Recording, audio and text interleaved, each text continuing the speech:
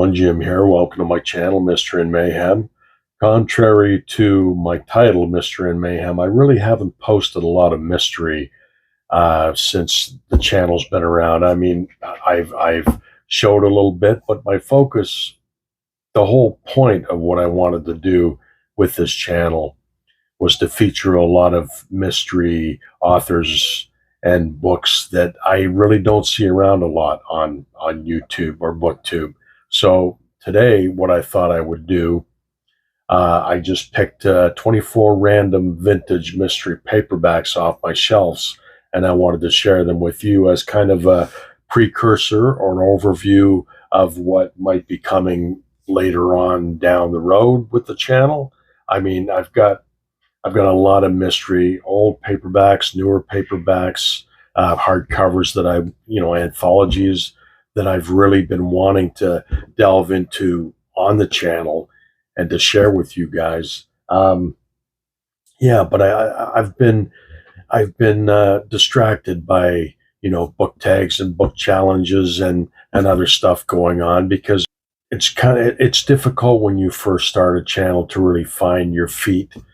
You want to get viewers in, you want to get people looking at your videos. So that's kind of where my focus was since I started in September. Now I really want to do some deep dives into some of the stuff on my shelves, mystery wise and fantasy wise. I mean, I call this Mystery and Mayhem, but I'm just as much a fan of fantasy fiction. I mean, you usually see my Robert E. Howard books behind me, and I've got Edgar Rice Burroughs over here. I mean, you can't call Burroughs really a fantasy author. I guess you can. I mean, he's hard to peg. He's a pulp writer, and he did a lot of Sword and Planet stuff and Tarzan. But yeah, I mean, I read all kinds of stuff, and that was the point of starting this channel, is I wanted to share it here with you. So what I did today on this miserable rainy Sunday afternoon, I picked 24 vintage mystery paperbacks off the shelf, totally at random. I mean, there's authors in here that you'll recognize and authors that you might not recognize. Now, I stuck to paperbacks that were the tiny pocketbook size version of paperbacks, and that's still kind of the version that I prefer. Everything's trade paperbacks now, and that's lovely, but I mean, they're so expensive. There's so much money now to get a book, and I don't know why they didn't just stick with a good pocket-sized version, cheaper to make. You can fit them in your pocket, easy to transport. So yeah, let's get to it now. Now I'm going to do these real quick. I've read some of them I haven't, so I'm not going to do reviews of them right now. I mean, I'll do that kind of thing later on. I just wanted to give you a quick rundown of what I've chosen, and it'll give you an idea of the kind of things I'll be talking about later on down the road, and the kind of things that you'll see on my bookshelf.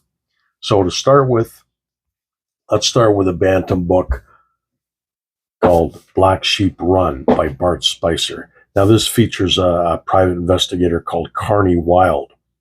Now, he did quite a few with that character, but unfortunately, I think this is the only one I have with that character. I mean, these are getting harder and harder to find. I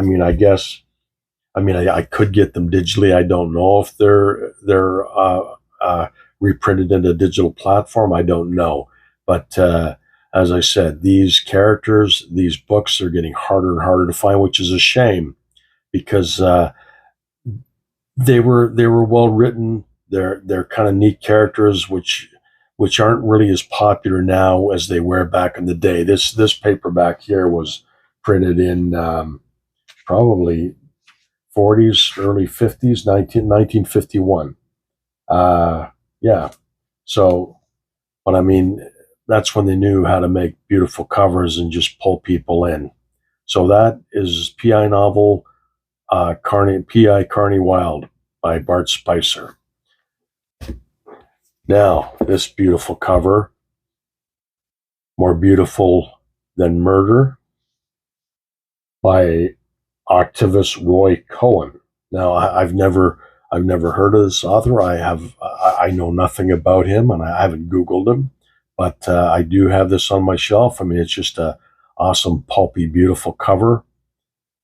And again, these are the small paperback size, which like I said, I prefer. This one is called Murderer's Holiday by Donald Henderson Clark.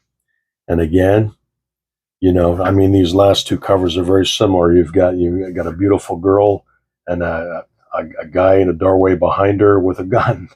You know, that was kind of a trope back in the day, but beautifully done covers with owing a lot to the pulps, the covers that they did for the pulps back in the day.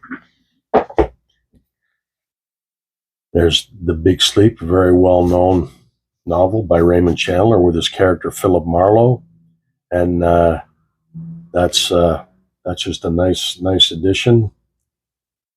And most of you who are into mysteries have probably read that. This for me personally is probably the book that I've read, reread more than any other. So that's just a beautiful, beautiful cover right there. Now, in the Raymond Chandler tradition, The Drowning Pool by Ross MacDonald, with his character Lou Archer, who's a private investigator. Now, he went through a few name changes. He called himself John MacDonald, but then there was already another author called John MacDonald, who you might be aware of. So he started calling himself John Ross MacDonald, and then he just shortened it to Ross MacDonald.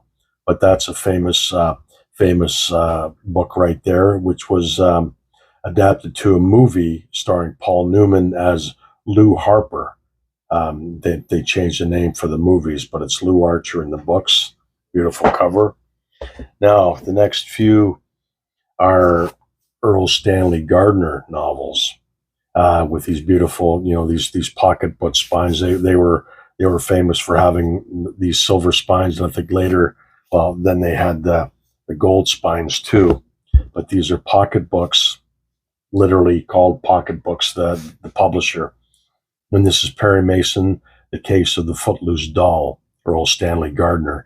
And he was the biggest selling author back in the day. I mean, he just sold millions of copies of each book. And still reprinted to this day, as far as I know. So that's a nice cover there. And there's another Perry Mason novel, The Case of the Dubious Bridegroom. And there's this one came out when the TV show was out with Raymond Burr. How could I forget Raymond Burr? You know, and I don't know if anybody's seen the new Perry Mason show, but the first season was really good. We started watching the second season. Didn't really enjoy it so much, so I haven't finished watching that yet. And here's a very early Earl Stanley Gardner, The Case of the Silent Partner. Again, a Perry Mason novel. Very pulpy cover again.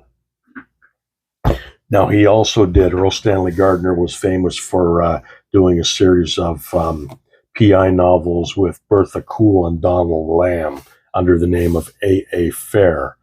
And this is called The Count of Nine. This is one of, I've got a few of them on the shelf, but this one's kind of has a neat cover. There's the back cover. And these were reprints, obviously, because they originally printed in hardcover. This second printing was printed in 1962. Now, another famous author who you'll know is Ellery Queen. And that's just a beautiful cover. Again, the silver pocketbook edition spine. Ellery Queen, The King is Dead. And Ellery Queen was a famous duo. Frederick Dene and I forget the other, they were cousins. And under the name Ellery Queen, they wrote the Ellery Queen novels. And Ellery Queen's the main character in the novel, but he's also labeled as the writer of these books. And they also edited the Ellery Queen Mystery Magazine, which began, I imagine, in the 40s or 50s and still being printed today. The Ellery Queen Mystery Magazine, along with the Alfred Hitchcock Mystery Magazine. But yeah, just look at that beautiful cover. They really knew how to do covers back then, didn't they? Now we got a couple of Sherlock Holmes novels, the memoirs of Sherlock Holmes. And there's Holmes and Moriarty at the Reichenbach Falls. And that's got, the short stories in there, but this whole paperbacks is falling apart. I wouldn't want to read it in this book because it would just fall apart. But that's just a neat copy to have. And here's a neat copy of the Casebook of Sherlock Holmes with the Holmes silhouette, and that's by Pocketbooks as well. But very, very neat, very vintagey. And that copy is, well, look at the inside. Yeah, that copy is from, that cover's coming off. See, you touch these things and they just fall apart. That's from 1950. That needs a little repair job, that one right here. The cover's coming off, which is unfortunate. That's a beautiful, beautiful paperback. Now we get into some Dell paperbacks. Now the early Dell paperbacks were famous for having map backs. And this was a map of the a layer of the story and where everybody was situated in the story. So this one is called She Ate Her Cake by Blair Traynor. And I don't know, some of you might know who that author is. I haven't Googled them, but yeah, that's a very, very kitschy cover. I mean, it's got quite the style to it. And yeah, I just love that. I love these Dell paperbacks. I've got quite a few of them. So one day I'll try to show them to you and tell you a bit more about them. This is a very neat cover. I think it's a famous cover. I've seen it before. Too Busy to Die by H.W. Roden. And there's the map back. Again, it shows a house that appears in a bungalow, the Rodkins bungalow, scene in mystery of Too Busy to Die. And it's got the layout of the house. And again, there's the cover. And this cover kind of reminds me of the style of the Batman animated adventures, like the style of Bruce Timm. Just, I mean, if you look at that girl, she kind of reminds me of the way he does Poison Ivy. It's got a very, very graphic design to it. Now, we get into a couple of Michael Shayne novels. And this has kind of the same style as the last one I showed you, Murder is My Business. And that's a Mike Shayne novel by Brett Halliday. And he did quite a few of these. And there was even a Mike Shayne mystery magazine for a short while. It didn't last, but I've got a few of them on my shelf too. And Brett Halliday wrote quite a few of them, but then he stopped doing them, and a lot of other authors came in and ghosted them using the Brett Halliday name. But there were some pretty famous writers who wrote Michael Shayne stories later on. And again, there's a map back, which is very cool. And that's El Paso, Juarez, and vicinity, scene of murder, and Murder is My Business.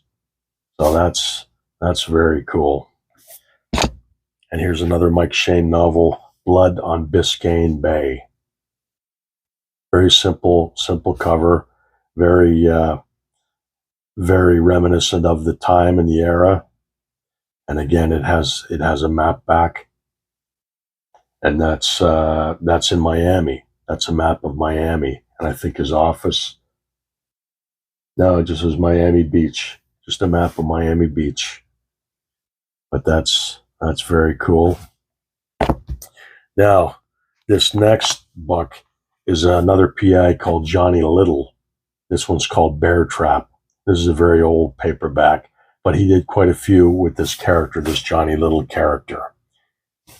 And they're always fun. I mean, I enjoy reading these. They're just, pulpy, fun, and I really enjoy reading these kind of mysteries. I mean, they're like little time machines that take you back to that time and that era, and they're not all politically correct, but I mean, you expect that when you open up one of these vintage paperbacks.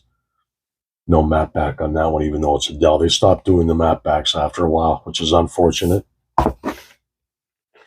Now, this next one is famous writer George Harmon Cox, and this is a Kent Murdoch mystery. And he wasn't a PI, but he was a newspaper photographer, as you can probably tell by the title, The Camera Clue.